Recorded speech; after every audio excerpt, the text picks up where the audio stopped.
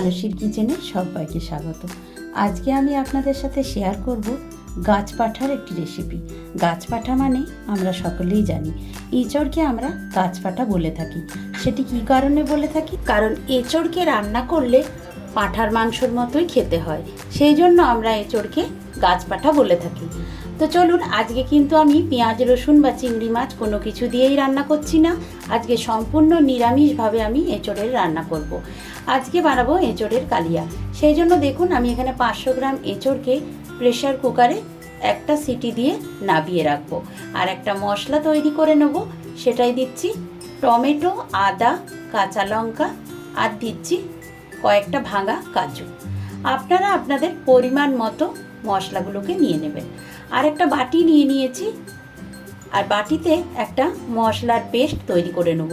তাতে নিলাম জিরে গুঁড়ো, ধনে গুঁড়ো 1 চামচ করে, হাফ চামচ নিলাম হলুদের গুঁড়ো, আর হাফ চামচ নিচ্ছি গরম মশলার গুঁড়ো।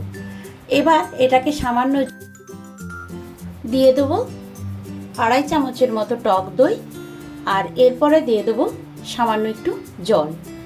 আর জলটা দিয়ে গুলে নেওয়ার আগে আর একটু দেব আমি কাশ্মীরি রেড চিলি পাউডার। এখানে 1 চামচের মতো দিতে হবে কাশ্মীরি রেড চিলি পাউডার।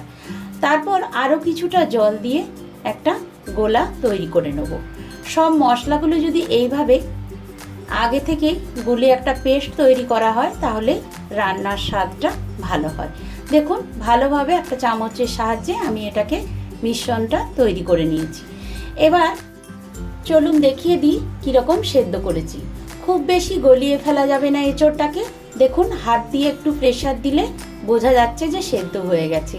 আর সেদ্ধটা এমনভাবে করতে হবে যাতে গলে না যায়। আর যদি সেদ্ধ না করা হয় তাহলে কিন্তু এঁচড়ে একটা কষাটে ভাব থাকে, তাই একটু সেদ্ধ করে নেওয়ারও প্রয়োজন আছে। সেই কষাটে ভাবটা রান্নায় চলে এলে খেতে কিন্তু ভালো লাগে না, তাই সেদ্ধ করে জলটাকে ফেলে দিতে হবে। আর সেদ্ধর সময় আমি একটু লবণ দিয়েছিলাম। আর এখানে দেখুন, কড়াইটা বসিয়ে দিয়েছি, আর পর্যাপ্ত পরিমাণ তেল একেবারে আমি দিয়ে দিলাম। আর আমি তেল ব্যবহার করব না। আর আগে থেকে ডুমো ডুমো করে রাখা আলুগুলোকে আমি এই তেলে লবণ আর হলুদ দিয়ে ভেজে নিচ্ছি। লবণ আর হলুদ দিয়ে আলুটাকে ভেজে নিলে রান্নার স্বাদটা কিন্তু খুব ভালো হবে।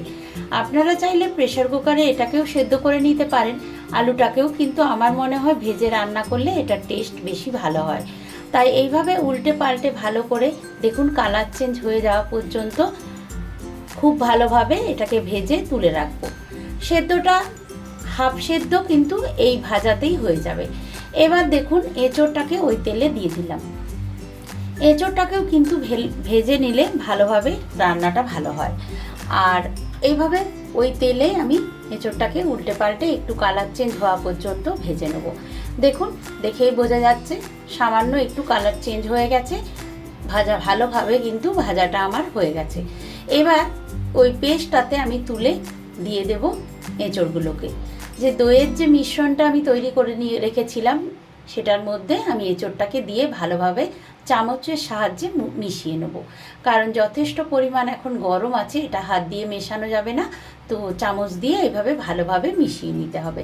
দেখুন, ভালোভাবে মিশিয়ে নিচ্ছি। এটা 5-7 মিনিট মিশিয়ে রাখলে রান্নাটা ভালো হবে। তো এটাকে আমি একটা সাইডে মিশিয়ে রেখে দিলাম। আর চলুন কড়াইয়ে আবার চলে যাই। আর এখানে গোটা গরম মশলা ফোড়নে দিচ্ছি লবঙ্গ, এলাচ, দারচিনি, তেজপাতা, আর দিচ্ছি একটা শুকনো লঙ্কা। এই ফোড়নটা থেকে সুন্দর একটা গন্ধ আসতে শুরু করলে তখন যে আমি মিক্সিতে বেটে রেখেছিলাম টমেটো, আদা, কাঁচা লঙ্কা আর কাজুটাকে, সেগুলোকে ভালোভাবে দিয়ে এখন কষিয়ে নেব। খুব ভালোভাবে কষিয়ে নিতে হবে যাতে আদা আর টমেটোর কাঁচা গন্ধটা একেবারে না পাওয়া যায়। তো এইভাবে দেখুন, সম্পূর্ণ মশলাটাকে আমি দিয়ে দিলাম।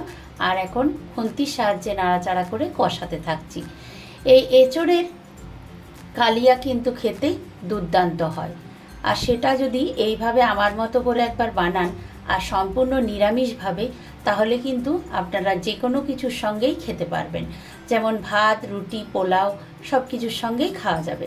আর দেখুন, কথা বলতে বলতে আমি দিয়ে দিয়েছি লবণ আর চিনিটাকে। এবার লবণ চিনিটা কিন্তু স্বাদ অনুযায়ী দিতে হবে, কারণ এঁচড় সেদ্ধ করার সময় আমি কিন্তু দিয়েছিলাম সামান্য একটু লবণ। আর আলুগুলো ভাজার সময়তেও আমি লবণের ব্যবহার করেছি, তাই সেই বুঝে দিয়ে তারপর মশলাটা দিয়ে খুব ভালোভাবে কষিয়ে নিতে হবে। এখানে যে মিশ্রণটা তৈরি করে রেখেছিলাম মশলা, সেটাকেও দিয়ে দিয়েছি। তারপর ভালোভাবে কষিয়ে নেওয়ার পরে আমি এঁচোড়টাকে দিয়ে দিলাম। আর এঁচোড়টাকে কষাতে কষাতে দেখুন তেল ছেড়ে এসেছে, দেখলেই বোঝা যাচ্ছে যে কষানোটা ভালোভাবে হয়ে গেছে। যে মশলার পেস্টটা ছিল বাটির মধ্যে যতটা লেগেছিল সেটাও আমি জল দিয়ে ভালো করে ধুয়ে দিয়ে দিলাম। আর আবারও একটু ভালোভাবে মিশিয়ে নিচ্ছি। তারপর আমি ভেজে রাখা আলুগুলোকে এর সঙ্গে দিয়ে দেবো। ভেজে রাখা আলুগুলো এর সঙ্গে দেওয়ার পর আবারও আমি খুন্তির সাহায্যে ভালোভাবে মিশিয়ে নেব। আর তারপরে এর মধ্যে দিতে হবে কিন্তু গরম জল। ভালোভাবে কষানো হয়ে গেলে অবশ্যই গরম জল এতে ব্যবহার করবেন, কখনোই ঠান্ডা জল এতে দেবেন না, তাহলে কিন্তু রান্নার টেস্টটা ফিকে হয়ে যাবে, খেতে অতটা ভালো লাগবে না। তাই গরম জল দেওয়ার পরে এটাকে ঢাকনা চাপা দিয়ে সেদ্ধ হতে দেবো। দেখুন ভালোভাবে কষানো হয়ে গেছে, দেখেই বোঝা যাচ্ছে। এবার কিন্তু যে বাটিতে আমি মশলা গুলে রেখেছিলাম সেই বাটিতেই আমি গরম জল হতে দিয়েছি। সেই জলটা গরম হয়ে যাওয়ার পরে আমি এই রান্নার মধ্যে দিয়ে দিচ্ছি। এবার এটাকে ভালোভাবে মিশিয়ে নিয়ে ঢাকনা চাপা দিয়ে আলুটাকে সেদ্ধ হতে হবে, কারণ এঁচোড়টা কিন্তু যথেষ্ট সেদ্ধ হয়ে আছে। একটু সেদ্ধ হলেই সম্পূর্ণ ভালোভাবে সেদ্ধ হয়ে যাবে, কিন্তু আলুটার একটু সময় লাগবে। আর আপনাদের যদি জলটা কমে যায়, মনে হয় যেন আরও জল দিতে হবে, তাহলে কিন্তু গরম জলেরই ব্যবহার করবেন। বারে বারে গরম জল ব্যবহার করবেন, কিন্তু ঠান্ডা জল একেবারেই ব্যবহার করবেন না, তাহলে রান্নার টেস্টটা কিন্তু খারাপ হয়ে যাবে। আর দেখুন ঢাকনা চাপা দেওয়ার পরে আমি 5-7 মিনিট পর খুলে নিলাম, কিন্তু এখনও ভালোভাবে আলুটা সেদ্ধ হয়নি। আরও কিছুক্ষণ হতে হবে, তবেই সম্পূর্ণ ভালোভাবে সেদ্ধ হবে। আমি একটু চেক করে নিলাম, তো এইভাবে আরও কিছুক্ষণ ফুটিয়ে নিলাম। ফুটিয়ে নেওয়ার পর যখন দেখব ভালোভাবে সেদ্ধ হয়ে গেছে, তখনই এটা রান্নাটা হয়ে যাবে। তো তার আগে আমি এর মধ্যে একটু ঘি ব্যবহার করব, কারণ নিরামিষ রান্নাতে একটু ঘি পড়লে এর টেস্টটা আরও ভালো হবে। তো তাই আমি একটু ঘিয়ের ব্যবহার করছি।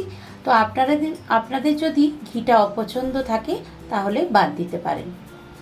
ঘিটা দেওয়ার পরে ভালোভাবে মিশিয়ে নিলাম। আর এটা খুব বেশি ঝোল রাখবো না, এরকম গায়ে মাখা হলেই খেতে ভালো লাগবে। তাই সম্পূর্ণ রান্নাটি আমার হয়ে গেছে। এবার আমি একটা বাটিতে নামিয়ে দেখাচ্ছি। দেখুন এরকমভাবে তৈরি করে নিলাম এঁচোড়ের কালিয়া। আপনারাও কিন্তু আমার মতো করে নিরামিষ এঁচোড়ের কালিয়া খুব সহজেই বানিয়ে নেবেন। আর কমেন্ট করে আমাকে জানাবেন কেমন লাগলো আপনাদের এই রেসিপিটা। সবাই ভালো থাকবেন, সুস্থ থাকবেন।